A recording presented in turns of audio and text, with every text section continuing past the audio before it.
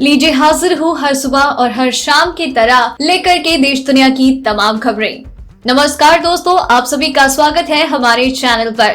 तो हमारे इस चैनल को सब्सक्राइब कर लीजिए ताकि आप कोई भी खबर कभी भी मिस ना करें।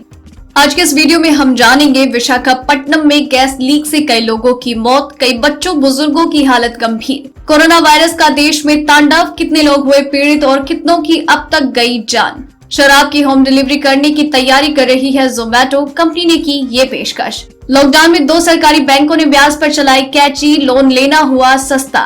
देश में जल्द शुरू होगा पब्लिक ट्रांसपोर्ट, सरकार तैयार कर रही है गाइडलाइंस। अमेरिका के लिए महामंदी के बाद सबसे बुरे हालात, अप्रैल में 2 करोड़ लोगों की गई नौकरी। यूपी के जिलों में आज दोपहर तक आंधी बारिश की संभावना।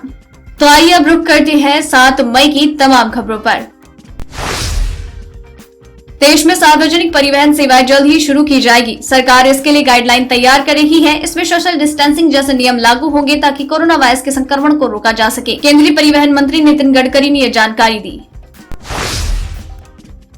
हर्ड इम्यूनिटी कोरोना को हराने के मामले में गेम चेंजर साबित हो सकती है। इसके लिए देश की एक बड़ी आबादी में कोरोना के खिलाफ प्रतिरोधक क्षमता पैदा करनी होगी। भारतीयों में अगर हर्ड इम्यूनिटी की क्षमता विकसित होती है तो कोरोना से लड़ाई जीती जा सकती है।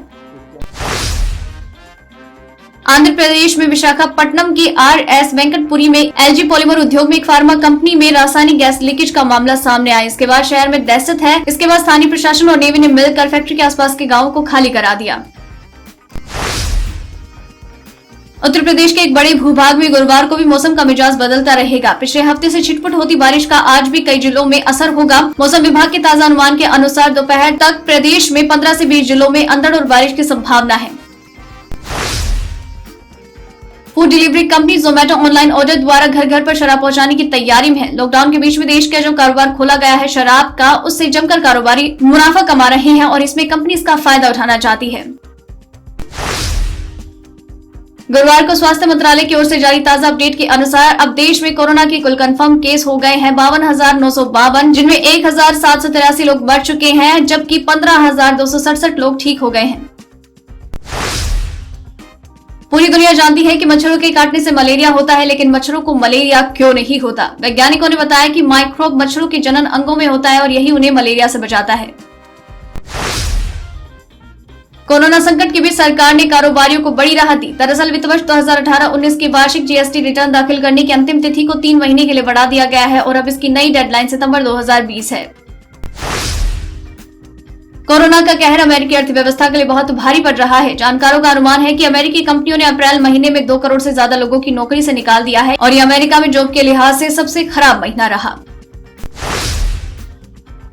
एक तरफ मजदूर है जो जैसे भी हो अपने घर जाने के लिए बेताब है, दूसरी तरफ उद्योग धंधे और कल कारखाने वाले हैं जो चाहते हैं कि उनकी फैक्ट्री की मशीनें चल पड़े, लेकिन मजदूरों के न होने की वजह से सरकार को हरी झंडी के बावजूद तमाम कल कारखाने नहीं खुल पा रहे हैं।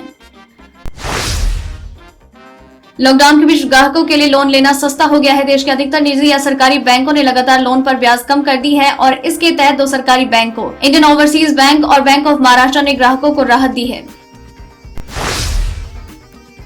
भारतीय सुरक्षा बलों ने बुधवार को हिजबुल मुजाहिदीन के कमांडर रियाज नायकू को ढेर कर दिया। आतंकी को फोन पर एक व्यक्ति से बात करते हुए सुना जा सकता है। आतंकी फोन पर वाहिद से कह रहा है कि हम लोग पुलवामा के बेगपोरा में घिर गए हैं, मैं घायल हो गया हूं और रियाज भाई लड़ रहा है। इसके लिए TRF जिम्मेदार है क्योंकि ये हमारे कश्मीर को बर्बाद कर डालेगा।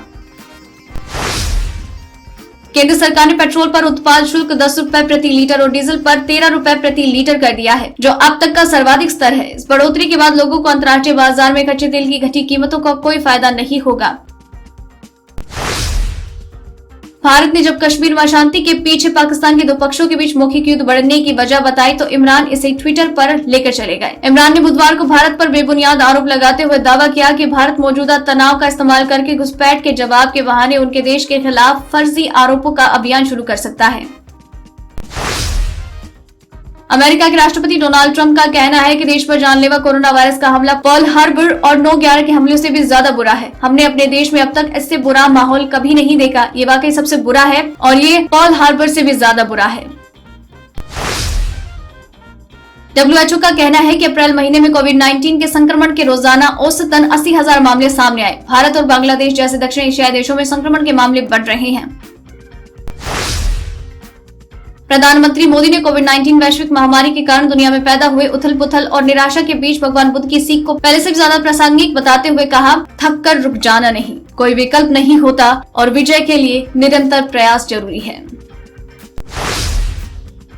कोरोना वायरस ने पूरी दुनिया में 2.5 लाख लोगों की जान ली है। ये वायरस सैकड़ों बार रूप बदल चुका है। रिसर्चर्स ने इसकी सैकड़ों प्रकार की पहचान की है। हालांकि वैज्ञानिक अभी भी इससे होने वाले असर के बारे में ठोस जानकारी नहीं जुटा पाए। विशाखापट्टनम में गुरुवार सुबह एक फैक्ट्री में गैस रिसाव हुआ। जिस वक्त गैस का रिसाव हुआ तो फैक्ट्री के आसपास करीब 2000 लोग थे, जिन्हें अब तक निकाला जा चुका है। बता दें कि ये फैक्ट्री लॉकडाउन 3 में मिली छूट के बाद दोबारा शुरू हुई थी।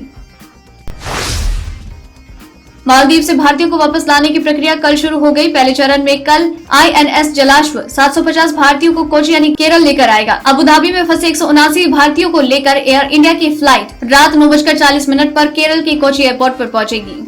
तो दोस्तों, ये रही आज की खास खबरें। तो इसी तरीके से आपके लिए हर सुबह 6 बजे और शाम 7 बजे ये खबरें हम यूं ही लेकर आते रहेंगे। तो इन सारी खबरों के साथ आपको किस खबर के बारे में क्या है कहना, क्या है आपकी राय, प्लीज शेयर कीजिए। साथ ही अगर आपने इस वीडियो को पूरा देखा है तो प्लीज अपना नाम नीचे कमेंट सेक्शन में जरूर लिख दीजिए, ताकि हमें पता चले कि आपने इस वीडियो को पूरा देखा है। आपको खबरें अच्छी लग रही हैं, आप इन्हें पसंद कर रहे हैं, प्लीज कमेंट बॉक्स में लिख कर बताएं। अगर अच्छी लग रही है तो वो भी बताएं, अगर कोई सजेशन है तो वो भी जरूर बताएं। फिर मिलते हैं कल, तब तक के लिए धन्यवाद।